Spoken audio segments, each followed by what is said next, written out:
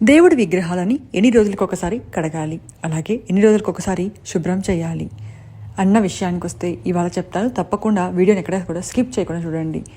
దేవుడి విగ్రహాలను ఎప్పుడూ కూడా అమావాస్య వెళ్ళిన తర్వాత రోజు కానీ, పీరియడ్ అయిన 6 రోజుల తర్వాత కానీ చేయాలి.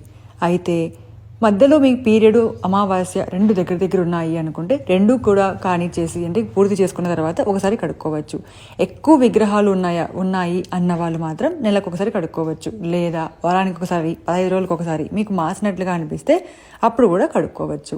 ఏ వారాలలో కడగకూడదు అంటే మంగళవారం, ముఖ్యంగా శుక్రవారం ఎట్టి పరిస్థితుల్లో కడగకండి.